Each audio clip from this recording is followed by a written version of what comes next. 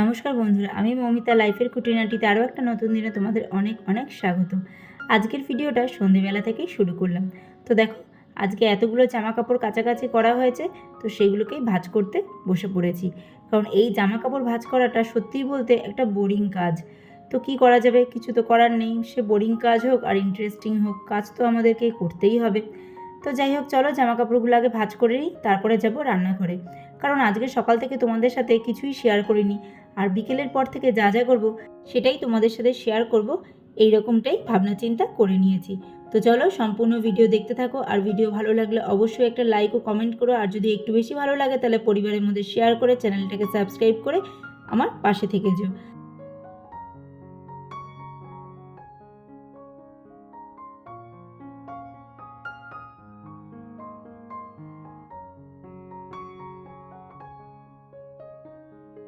রোজের জামা কাপড় তো রয়েছেই, তার সাথে রয়েছে এদিক ওদিক সমস্ত পেতে রাখার যে কাপড়গুলো আছে, পর্দাগুলো আছে, বিভিন্ন জিনিসের উপর যে কভারগুলো থাকে সেইগুলো, যার জন্য এত জামা কাপড় হয়ে গেছে। তো কি করা যাবে, চৈত্র মাস বলে কথা, তো ঝাড়পোছ তো করতেই হবে, আর এই সমস্ত ধোয়াধুয়ি করতে হবে। আজীবন আর কি দেখে আসছি, মায়েদের, শাশুড়িকে, মাসি পিসি সবাইকেই আর কি দেখে এসছি, তো সেই রকমই নিয়ম মেনে নিজেও করছি। আর আমার মনে হয় ঘর দুয়ার পরিষ্কার রাখতে আপত্তি তো কোথাও নেই। ঘর দুয়ার পরিষ্কার পরিচ্ছন্ন থাকা মানে নিজে হেলদি থাকা, তো সেটাই হচ্ছে ব্যাপার। আর সেটা থাকতে আমার মনে হয় না কোনো রকম কোনো অসুবিধা আছে। যদি আজকে আমি ওয়ার্কিং ওমেন হতাম, তাহলে নয় একটা কথা ছিল যে না, আমাকে বাইরে বেরোতে হয়, কাজকর্ম করতে হয়, এসে আমার হাতে সময় নেই, যতটুকু পারছি ততটুকু করছি। আমি যখন একজন হাউস ওয়াইফ, আমার রান্না বান্না, খাওয়া দাওয়া, নিজের সমস্ত কাজকর্মের পরেও অনেকটা টাইম পড়ে থাকে। তো সেই টাইমটাকে যদি আমি আমার নিজের ঘর দুয়ারের সাথে কাটাই, কিংবা তাকে ঠিকঠাক রাখতে কাটাই, আমার মনে হয় না সেই কাজটা কোনো অযৌক্তিক কাজ, কিংবা ওই ফেলে দেওয়া হেলাফেলা কাজ, তাই না? এই কাজটা করতেও কিন্তু অনেকটা শরীরের শক্তি ব্যয় হয়, আর মানসিক দিক থেকেও সেই রকমভাবে প্রস্তুত থাকতে হয় যে না, আজকে আমি এই কাজটাকে কমপ্লিট করব, এটাকে করেই ছাড়তে হবে। তো এটাও কিন্তু একটা বেশ গুরুত্বপূর্ণ কাজ। অবশ্যই যারা ওয়ার্কিং ওমেন আছে তারা হয়তো ঠিকমতো টাইম পায় না, সেটা তাদের ব্যাপার। তারা কিন্তু দেখবে তাদের সংসারটাকে তারা তাদের মতো করে হ্যান্ডেল করে। আমি কিন্তু তোমাদের একটা কথা সবসময় বলি, আমরা কিন্তু সবাই কাজটা কিন্তু একই করি। সংসার জীবনের যে কাজগুলো সেগুলো কিন্তু একই, রান্না করা, কাপড় ধোয়া, জামা কাপড় গোছানো, সবাই কিন্তু একই কাজই করি, কিন্তু এক একজনের ধরন আলাদা। এক একজন এক এক রকম টাইমে করে, যে যার সুবিধা মতো কাজগুলো করে নেয়। সেই কারণেই আমি সবসময় তোমাদেরকে বলি, আমি আজকে আমার ঘরটাকে আমি আমার সুবিধা মতো আমি হ্যান্ডেল করছি, তুমি তোমার ঘরটাকে তুমি তোমার সুবিধা মতো হ্যান্ডেল করবে। সেটা মানে এটাই হচ্ছে কথা। কাজ আমাদের প্রত্যেককেই করতে হচ্ছে, কাউকে কম কাউকে বেশি। কেউ হয়তো বাইরের কাজ বেশি করছে, ঘরের কাজ কম করছে, কেউ হয়তো ঘরের কাজ বেশি করছে, বাইরের কাজ কম করছে, কিন্তু আমরা প্রত্যেকেই কিন্তু আমাদের নিজেদের জীবনের কাজগুলো আমরা নিজেরা করছি। আর আমার মনে হয় নিজেদের জীবনের কাজগুলো নিজেদের নিজে হাতে করাটাই সবথেকেই বেটার, কারণ এতে না একটা আলাদাই শান্তি পাওয়া যায়। তো যাই হোক, অনেক জ্ঞানের কথা তোমাদেরকে বলে দিয়েছি, এবার চলে আসলাম রান্নাঘরে। আজকে যেহেতু ঈদ, তো ঈদ স্পেশাল কিছু তো করতেই হবে। দেখো, আমরা যখন 25শে ডিসেম্বর আসে তখন আমরা কি কেক বানাই, কেক খাই, তাই তো? ওটা সেলিব্রেট করে আমরা বড়দিনটাকে পালন করি। ঠিক সেম আমরা ঈদটাকেও কিন্তু সেরকমভাবে পালন করতে পারি। তো সেটা হচ্ছে কি, ঈদ স্পেশাল কিছু খাওয়া দাওয়া। ঈদ মানেই কিন্তু আমরা একটাই কথা জানি, বিরিয়ানি। আর তার সাথে রয়েছে সেমাই। তো আজকে আর বিরিয়ানিটা আমি করতে পারছি না, কারণ যেহেতু পরের দিনই নীলষষ্ঠী। তো তোমরা প্রত্যেকেই জানো, বাঙালিদের যে নীলষষ্ঠী থাকে তার আগের দিনকার নিরামিষ খেতে হয়, কিংবা সংযম রাখতে হয়। আমরা হয়তো এখন অনেকেই একদম পুরোনো দিনের নিয়মে সংযম করতে পারি না, কিন্তু আমরা সবসময় নিরামিষটা খাওয়ার চেষ্টা করে থাকি। তো সেই কারণেই সেই দিনই ঈদ পড়েছে। তো অগত্যা বিরিয়ানি তো বাড়িতে হচ্ছে না, কিন্তু সেমাইটা আমরা করতেই পারি। তো সেই জন্য আজকে আমি বাড়িতে দু রকমের সেমাই করব, আর সেটাই তোমাদের সাথে শেয়ার করব। আর যেহেতু তোমাদেরকে বললাম যে নীলষষ্ঠীর আগের দিন তো সংযম আছে, তো আমি আমার মা শাশুড়ি মাকে দেখে এসেছি এটাই যে সংযম মানে আগের দিনকার একবেলা ভাত আর একবেলা রুটি লুচি এই সমস্ত খেতে হবে, মানে যদিও সেটা সম্পূর্ণ নিরামিষ। তো দুপুরবেলা যেহেতু ভাত একদম নিরামিষ, ডাল আলু ভাজাই করেছিলাম, সেটা খাওয়া দাওয়া হয়েছে। তো রাতের বেলা ভেবেছি একটু লুচি আর ছোলার ডাল করে নেব। আর তার সাথে তো ঈদের জন্য স্পেশাল সেমাই তো থাকবেই। তো সেটা দিয়ে আর কি দুটো দিনই আমার সেলিব্রেট করা হয়ে যাবে একসাথে। তো সেই রকমই চিন্তাভাবনা নিয়ে দেখো, এখানে ছোলার ডালটা বসিয়ে দিয়েছি। ছোলাটা অনেকক্ষণ আগেই সেদ্ধ করে নিয়েছি। তবে এর আগে দুবার তিনবার ছোলা মানে ছোলার ডাল এনেছিলাম, তো সেই ছোলার ডালটা না আমাকে ধোকা দিয়ে দিয়েছিল রীতিমতো। কয়েকটা সিটি দেওয়ার পরেও দেখেছিলাম বেশ শক্ত ছিল। আর এইবার সেই জন্য অনেকগুলো সিটি দিয়েছি, তো ডালটা আমার বেশ খানিকটা গলে গেছে। তবে খেতে কিন্তু দারুণ হয়েছে। তোমাদের মন গড়া কথা বলছি না যে তোমাদের তো আর মানে খাইয়ে টেস্ট করাতে পারছি না, নিজেই নিজের প্রশংসা করছি, না গো, সত্যিই খেতে খুব সুন্দর হয়েছিল।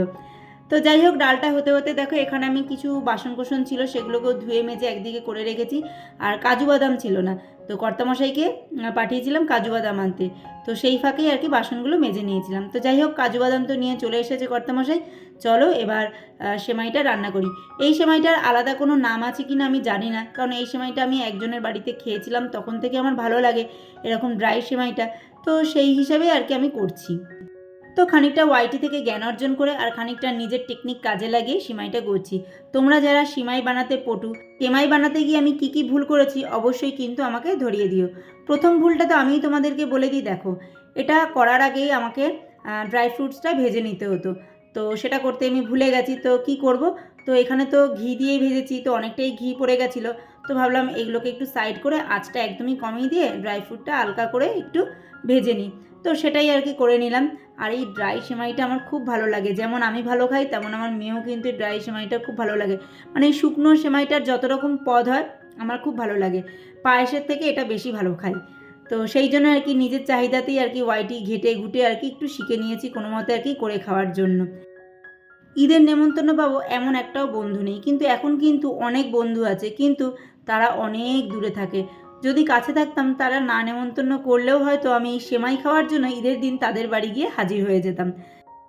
তো তোমরা দেখতেই পেলে যে বেশ খানিকটা ঘি নিয়েছিলাম, তার মধ্যে রোস্টেড যে সেমাই পাওয়া যায় সেটাই দিয়েছিলাম। সেটাকে আবারও একটু ভালো করে নেড়ে চেড়ে নিয়েছিলাম। তার মধ্যে তো ভাজা ড্রাই ফ্রুটসগুলো দিয়ে দিয়েছি, আর এখন দিচ্ছি পরিমাণ মতো চিনি। তবে আমি তোমাদেরকে সঠিক পরিমাণগুলো বলতে পারছি না, কারণ আমি নিজেই একটু দেখে দেখে বানিয়েছি, তো আমি আর তোমাদেরকে সঠিকটা কি বলবো। তো যেভাবে যেভাবে করছি সেটাই তোমরা আর কি দেখে নাও, আর কি বলবো। তো খানিকক্ষণ ভাজাভাজির পরে এখানে অল্প একটু দুধ দিয়ে দিলাম। দুধ দিয়ে আবার একটু নাড়িয়ে চাড়িয়ে নেব। আর আমি না এই সেমাইটা অল্প অল্প জল দিয়ে দিয়ে তারপরেই করেছি, একবারে বেশি জলটা দিইনি, কারণ আমার মনে হয়েছিল যদি একদম নরম হয়ে গিয়ে মাখা মাখা হয়ে যায় তাহলে তো ঠিক ভালো লাগবে না। তো সেই জন্য আমি অল্প অল্প জল দিয়ে বারবার ঢেকে ঢেকেই আর কি এটা করেছিলাম। তো দেখো এখন আবার একটুখানি জল দিয়ে দিলাম, দিয়ে আবার একটু ভালো করে নাড়িয়ে চাড়িয়ে এটাকে ঢেকে দেবো। এইরকমভাবে অনেকবার আর কি 3-4বার একটু একটু জল দিয়ে দিয়ে নাড়িয়ে চাড়িয়ে ঢেকে ঢেকেই রান্না করেছি। তবে খেতে কিন্তু খুব সুন্দর হয়েছিল। আমার মেয়ে বলছে, মা এবার আর বিরিয়ানি করলে না। যে কী করে করব বাবা, এবার যে নিরামিষ খেতে হবে, কারণ এর পরের দিনই নীলষষ্ঠী। তো সেই কারণে বিরিয়ানিটার হলো না, কোনো একদিন আবার করে একটু মেয়েকে খাইয়ে দিতে হবে। এমন কিন্তু একদমই নয় যে আমি ওয়াইটিতে এসছি বলে আজকে সবাইকে দেখানোর জন্য এই দিনে আর কি এগুলো রান্না বান্না করে আর কি সেলিব্রেট করছি, না। আমি সবসময় তোমাদের একটা কথা কিন্তু বলে এসেছি, ঈদ হোক, বড়দিন হোক, দুর্গাপুজো হোক, যতটুকু পারি আমার মেয়েকে সমস্ত রকম কালচারের সাথে পরিচয় করানোর চেষ্টা করি। শুধু নিজের ধর্ম না, অন্যের ধর্মকেও সম্মান দিতে শিখতে হবে, তাই না? তো চলো দেখো এটা কী নিয়ে এসছে বলো তো, কাসুন্দি। তোমরা হয়তো অনেকেই চিনবে, অনেকে মানে প্রত্যেকেই জানো। আর গরমকালে এই কাসুন্দি দিয়ে উচ্ছে ভাজা কিংবা শাক ভাত খেতে কিন্তু ভীষণ ভালো লাগে। আর তার সাথে একটু সয়াবিন, বাদাম ভাজা, বিস্কুট এগুলো নিয়ে এসেছে। তো দেখো সেমাইটা প্রায় হয়ে এসছে, একটু একটু নরম হয়েছে, কিন্তু আমার মনে হচ্ছে এখনও আরেকটু আর কি জাল দিতে হবে। তো আরও একবার জল দিয়ে আবার এরকম একটু ঢেকে রেখে দিয়েছিলাম। মানে সঠিক পদ্ধতিটা তো জানি না, তো সেই জন্যই আর কি আমার এইভাবে করা আর কি। তো যাই হোক, শেষ মানে ফিনিশিং হচ্ছে এই যে দেখতেই পাচ্ছ, অনেকটাই ঝুরো ঝুরো নামিয়েছি। আর জিনিসটা কিন্তু একদমই ঝুরো ঝুরো ছিল, আর খেতে কিন্তু খুব সুন্দর হয়েছিল। আর যেহেতু ঘিয়ের পরিমাণটা একটু বেশি পড়েছিল, তো ঘি পড়েছে মানে তার স্বাদ তো বাড়বেই। তো সত্যি খুব সুন্দর হয়েছিল এই সেমাইটা খেতে।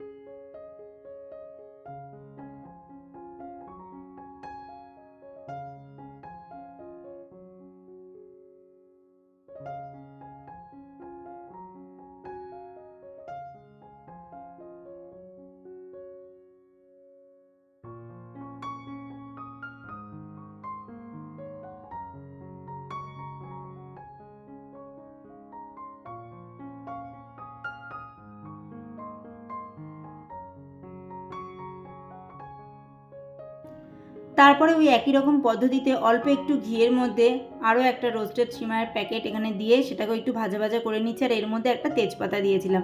আর এই সিমাইটার জন্য আমি ঘিটা একটু কম নিয়েছিলাম। তো ওখানে দেখো আগেই ড্রাই ফ্রুটসটা ভেজে থালার মধ্যে রেখে দিয়েছিলাম, আর দুধটা তো অনেক আগেই ফুটিয়ে রেখেছিলাম। তো এখন এই ভাজা সেমাইগুলোকে এই দুধটার মধ্যে একবারেই ঢেলে দিচ্ছি, যেমনভাবে আমরা পায়েস করি সাধারণত আমাদের চাল দিয়ে, তো সেইভাবেই আর কি এই সিমাইয়ের পায়েসটা করতে হয়। আর এটা কিন্তু আমি আমার কর্তামশাইয়ের কাছ থেকে শিখেছি, কারণ কর্তামশাই আছে যে এই সিমাইয়ের পায়েস করাটা আমাকে শিখিয়েছে।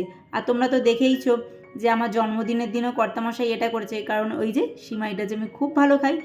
তো যাই হোক, দেখো এখানে দিয়ে দিয়েছি, এটা একটু নাড়াচাড়া করে এবার এখানে একটু নুন মিষ্টি দিয়ে দেবো। নুনটা সঠিক সবাই দেয় কিনা আমি জানি না, তবে আমার মনে হলো স্বাদটাকে ব্যালেন্স করার জন্য হালকা একটু নুন দেওয়ার প্রয়োজন আছে। তো সেই জন্য নুন আর পরিমাণ মতো মিষ্টি দিয়ে দিলাম, আর এই যে ভেজে রাখা ড্রাই ফ্রুটসগুলো এখানে দিয়ে দিচ্ছি। এবার এটাকে মিনিট 3-4 একটু ফুটতে দেবো, ব্যাস তাহলেই হয়ে যাবে। খুব বেশি গাঢ় করব না, কারণ সিমাইটা যখন হয়ে যাবে ঠান্ডা হয়ে যাবে তখন যতই আর কি মানে পাতলা রাখি না কেন সেই ঘন হয়ে থকথকে হয়েই যায়। তো সেই জন্য একটু পাতলা পাতলাই নামাবো। তারপরে চলে এলাম লুচি বেলতে। তো আটাটা তো কর্তামশাই আমাকে মেখেই দিয়েছিল, তো সেটা তো অনেকক্ষণ আগেই মাখা রয়েছে। তো এখন আমি লুচিগুলো বেলে নিচ্ছি, আর অবশ্যই আমার পাশে কর্তামশাই রয়েছে যে লুচিগুলো ভেজে নিচ্ছে।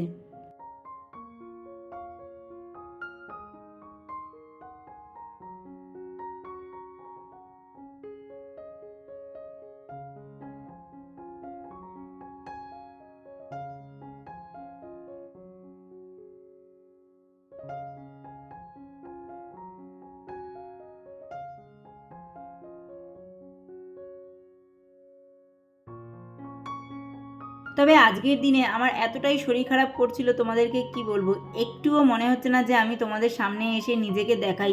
এত মাথা যন্ত্রণা করছিল, তোমাদেরকে কি বলবো বলে বোঝাতে পারছি না। আমি খালি ভাবছি যে কতক্ষণে আমি এই জিনিসগুলো ঠিকঠাক করে রেডি করে একটুখানি ওষুধ খেয়ে শুতে যাবো। আর এখন এমন হয়েছে না, মাথা যন্ত্রণা হলে ওষুধটা না খেলে আর পারছি না, যতক্ষণ না ওষুধটা না খাবো ততক্ষণ কমছে না।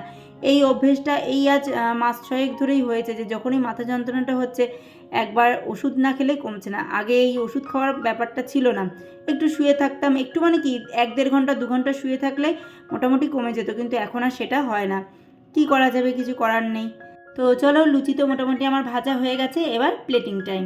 তো আজকের ভিডিও তোমাদের কেমন লাগলো, আর আমি কি কি ভুল করলাম আর কি কি ঠিক করলাম অবশ্যই কিন্তু তোমাদেরকে কমেন্ট করে জানাতে হবে। এখন ঘড়ির কাঁটায় প্রায় 9টা 9:30 মতো বাজে, তখনই আর কি খেতে বসে গেছি, কারণ আমার মাথা যন্ত্রণাটা এতটাই করছে। কর্তামশাইকে বললাম তাড়াতাড়ি খেয়ে দেই, পাটটা মেটাও, তা না হলে তোমাদেরকেই একা একা নিয়ে খেতে হবে। তো সেই আর কি। আর এই যে দেখো ফাইনাল সেমাইটা তোমাদেরকে দেখাচ্ছি আর কি, যে কতটা ঝুরো ঝুরো হয়েছে। যেমন ঝুরো ঝুরো হয়েছে তেমন খেতেও অনেক ভালো হয়েছে। অনেকবার করে কিন্তু তোমাদেরকে বললাম যে খেতে ভালো হয়েছে, খেতে ভালো হয়েছে, কারণ একটাই, সত্যিই খেতে ভালো হয়েছিল। তাই বলছি তোমরাও একবার ট্রাই করবে, দেখবে খুব ভালো লাগবে। তোমরা যারা করতে পারো না তাদের জন্য বলছি। তো চলো, আজকের পর্ব এতটুকুই রাখতে হচ্ছে, আবার দেখা হবে নতুন এক পর্ব নিয়ে। তোমরা সবাই ভালো থেকো, সুস্থ থেকো, সাবধানে থেকো। আর সামনের দিন হচ্ছে নীলষষ্ঠী। তো নীলষষ্ঠীটাও আমি কীভাবে কাটাচ্ছি না কাটাচ্ছি সেটা দেখতে হলে আমার চ্যানেলটাকে ফলো করতে হবে। তো চলো, আজকের মতো টাটা।